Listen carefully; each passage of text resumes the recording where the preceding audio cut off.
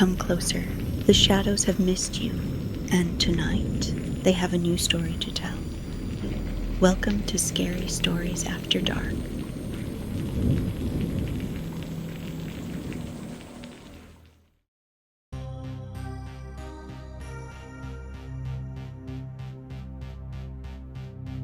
I used to think the city was sick. Crime, addiction, people rotting from the inside out. I thought I'd seen the worst of it. Then I turned on the lens, and I realized they weren't rotting. They were being worn. You ever get the feeling you're not alone in your own skin? Like something is standing just behind your eyes, waiting its turn.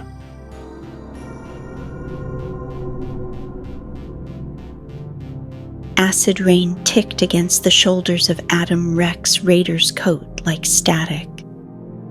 Neon bled into the puddles at his boots, pinks and greens swirling in oily halos across the cracked pavement. The alley smelled like rust, ozone, and old garbage baking under heat vents.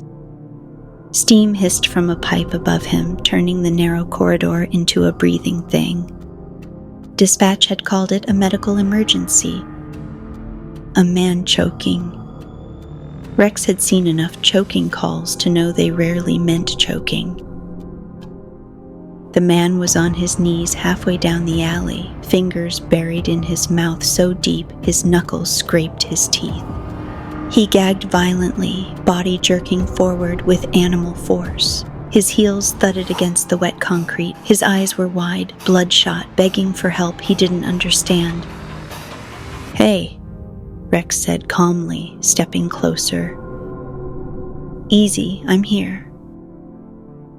The man tried to speak. Only a wet, strangled wheeze came out. Rex's hand hovered near the switch at his temple. He clicked the bionic eye on.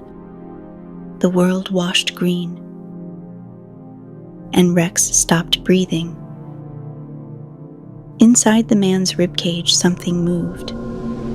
Not a shadow, not a trick of light. A shape with joints that bent the wrong way, pressed tight against the bones like it had been folded and stuffed inside him. Claws hooked between ribs, a long, narrow skull forced up behind the man's throat. Something with too many teeth. It pushed upward. The man convulsed so hard his forehead smacked the pavement. Rex took a step back. Through the lens, he watched the creature force itself up the man's esophagus, stretching the throat from the inside. The skin bulged, the jaw unhinged wider than it should have. A slick, skeletal head emerged between the man's lips. Rex's pulse thundered in his ears. The thing dragged itself out, vertebra by vertebra, wet limbs unfolding onto the pavement like a newborn insect. It made no sound. It didn't look at Rex. It skittered into the steam and vanished. The man collapsed face first into the puddle. Still breathing, still blinking. Rex slowly switched his eye off. The alley returned to neon and rain. The man lay there, staring at nothing. Alive.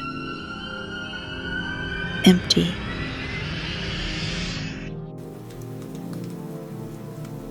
Morning never really came to Neon Requiem.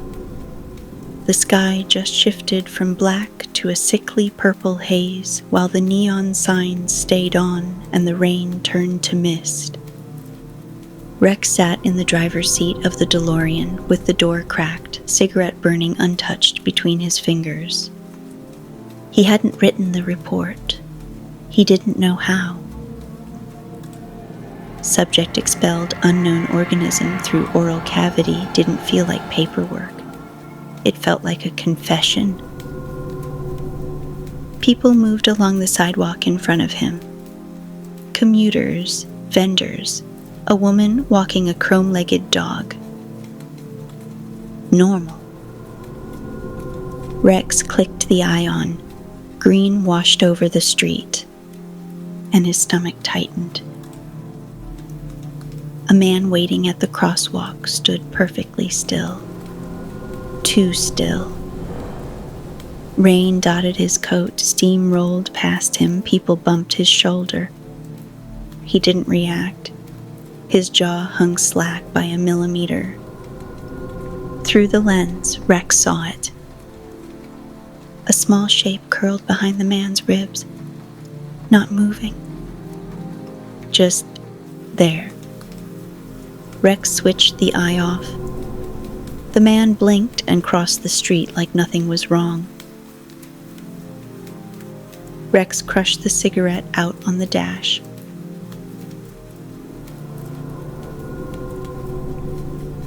Milo's garage smelled like oil and burnt wires. "You look like hell," Milo said, sliding out from under the DeLorean on a wheeled board.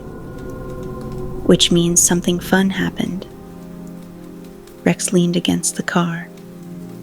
"You ever seen someone choke on nothing?" Milo snorted. "Buddy, that's half this city." Rex watched Milo talk. Watched his fingers twitch once while he wiped them on a rag. Once. Every few seconds. Rex didn't turn the eye on. He didn't want to.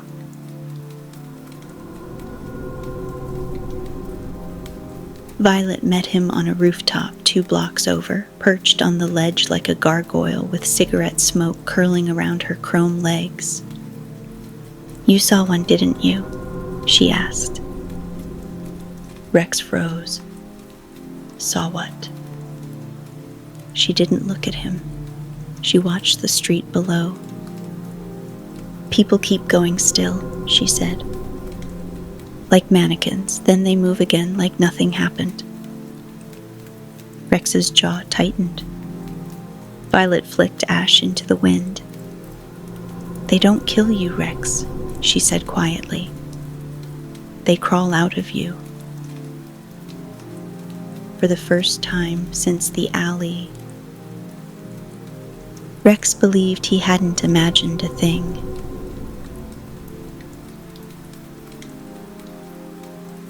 Rain whispered across the DeLorean's windshield as Rex replayed the alley footage for the 4th time. He didn't remember turning the dash cam on. But there it was, grainy, green, silent.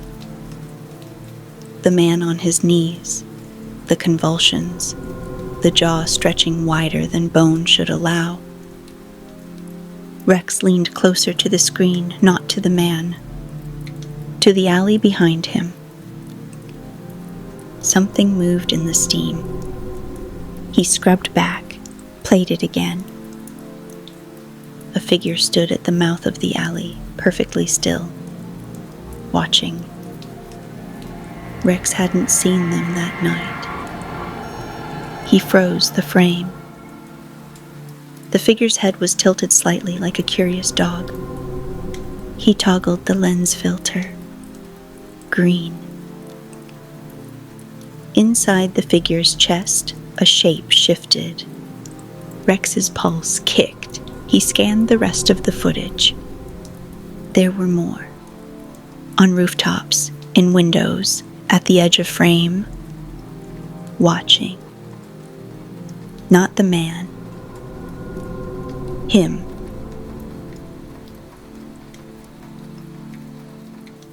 He found Tess on a rooftop 3 blocks from Milo's place, crouched on the edge with a messenger bag slung over her shoulder. She grinned when she saw him. "Grandpa, you look like you fought a microwave." Rex didn't smile. She talked fast, always did. Words tripping over each other as she told him about a package she had to run across the river and how someone paid her extra to avoid eye contact while delivering it. Rex studied her. The way her head tilted when she listened, the way she blinked. He flicked the eye on before he could stop himself. Tess's grin faltered. "You're doing the green thing again." Behind her ribs, something small twitched. Rex switched it off immediately. "You good?" she asked. "Yeah," he said too quickly. She nodded and leapt to the next building without another word. Rex watched her go with a sinking feeling in his gut. That night, Luna's voice floated through the radio in the DeLorean. Smooth, calm, familiar. Late-night callers are saying folks are acting strange tonight, she said lightly. Standing still in doorways, facing walls, not blinking. If that's you, Neon Requiem, maybe drink some water. Rex's grip tightened on the steering wheel. Her tone didn't change, but he could hear it. The strain underneath. You ever get the feeling, she continued softly, that the city is looking back at you?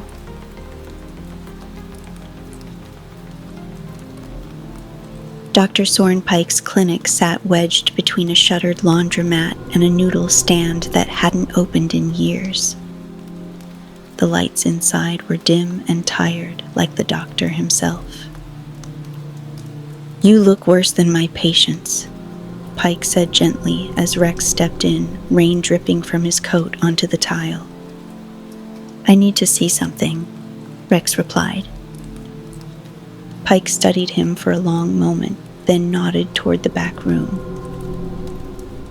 "I was hoping you wouldn't say that."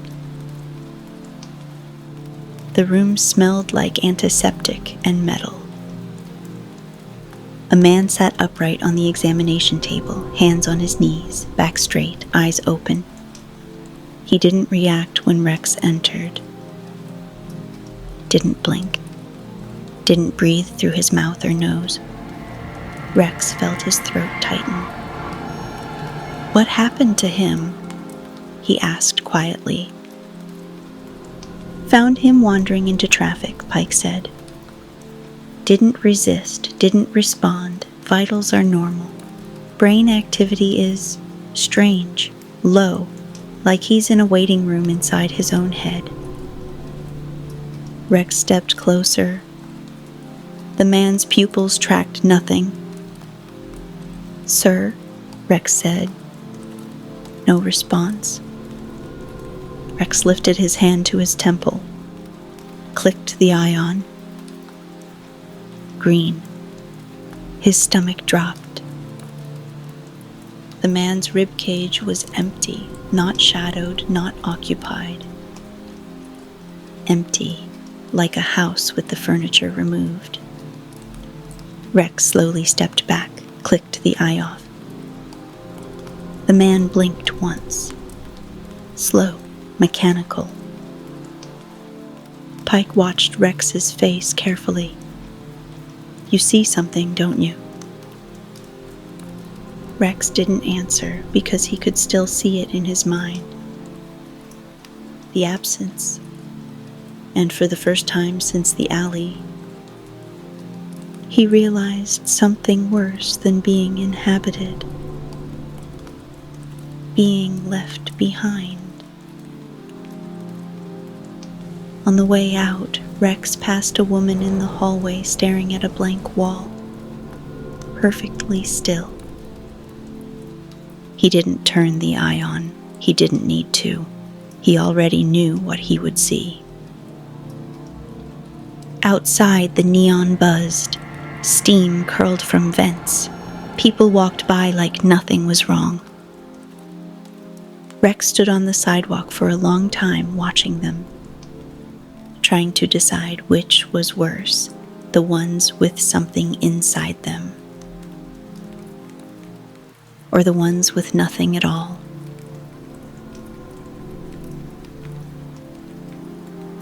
Violet didn't wait on rooftops tonight. She was pacing, back and forth along the edge of the building like a caged animal, chrome legs clinking softly against the concrete with each turn. Her cigarette burned forgotten between her fingers, ash falling unnoticed into the rain. "You're late," she snapped without looking at him. Rex studied her in silence. She was jittery, more than usual, movements sharp, eyes unfocused, like she was listening to something far away. "You good?" he asked.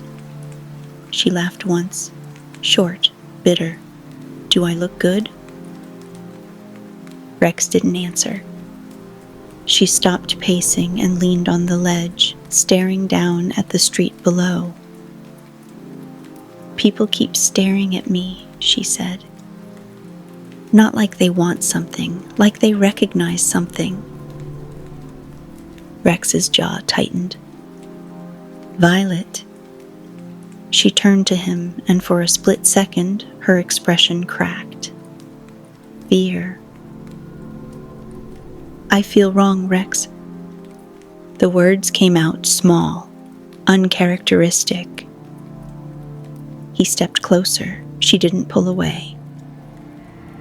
Slowly, carefully, Rex lifted his hand to his temple. Violet's eyes flicked to it. "Do it," she said. He clicked the eye on. Green, and Rex felt his stomach drop. Behind her ribs, curled tight against her spine, was a shape. Small, not fully formed, but alive. It twitched. Violet swallowed. "Tell me." Rex switched the eye off too fast. "You're fine," he lied. She watched him for a long time. "You're a terrible liar." Rain dotted her face, mixed with something else. She looked past him toward the city lights. "They don't kill you," she said quietly. "They crawl out of you." Rex felt a cold dread settle in his chest, because this time it wasn't a stranger, it was Violet. And whatever was inside her was waking up.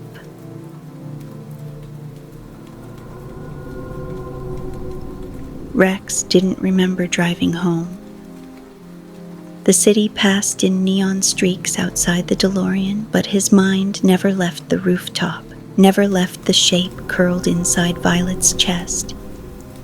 He killed the engine and sat in the dark for a long time. The rain had stopped. The silence felt louder. Inside his apartment, the air was stale and unmoving. The only light came from the bathroom down the hall, where the flickering bulb cast a sickly glow across the cracked mirror. Rex stood in front of it. He already knew. Slowly, he lifted his hand to his temple. Paused. Then clicked the eye on. Green flooded the room. His reflection stared back at him. For a second, everything looked normal. Then he saw it. Behind his ribs, something small, curled tight against his spine like a sleeping animal. Rex stopped breathing. It hadn't been there before, had it? He leaned closer to the mirror. The shape twitched. A thin, skeletal limb shifted slightly, pressing against the inside of his ribcage. Rex's hand trembled. The creature's head slowly lifted, and an eye opened. Not his. Inside him. Looking straight back at him through the mirror. Rex staggered backward and killed the lens. The bathroom returned to yellow light and cracked glass. His reflection looked the same, normal, breathing hard, sweat beating at his temples. He pressed his palm against his chest. He couldn't feel anything. But he knew. It was there. And it had seen him. Later, the radio crackled to life on the kitchen counter. Luna's voice floated through the apartment, softer than usual. Anyone else feel like they're not alone tonight? She murmured. Rex stared at the dark window across the room. He didn't need the eye to know anymore. He could feel it, something inside him. Shifting.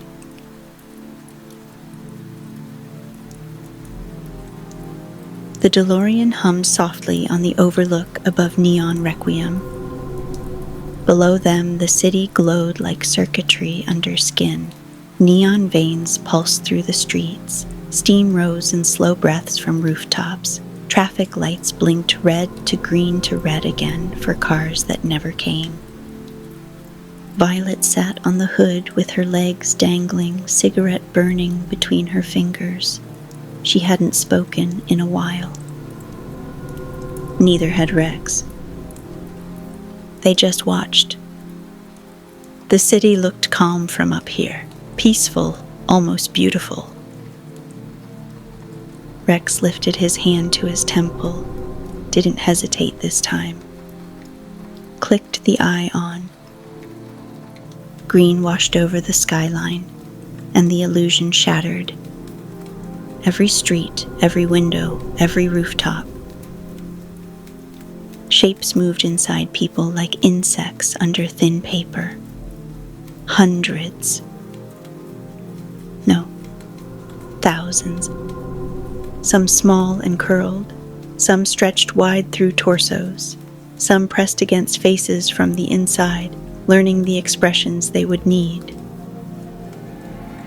Rex's breathing stayed steady. He was past fear now. Beside him, Violet spoke softly. Do you see them? Yeah. She nodded like she expected that. I can feel mine, she said. It's not fighting me anymore. Rex swallowed. I think mine's learning, he replied. He turned the eye off. The city became normal again. People walking, lights flickering, life continuing like nothing was wrong. Violet slid off the hood and stood beside him. For a moment, neither of them looked at the city. They looked at each other. Two people who now understood something no one else did. They weren't immune. They weren't safe. They were adapting. Rex looked back out over Neon Requiem. He didn't need the lens anymore to know the truth. He could feel it in his chest now. A slow, patient presence, settling in, getting comfortable. And for the first time since the alley, Rex realized the worst part wasn't that the creatures were inside everyone. It was that soon. No one would remember what it felt like to be alone.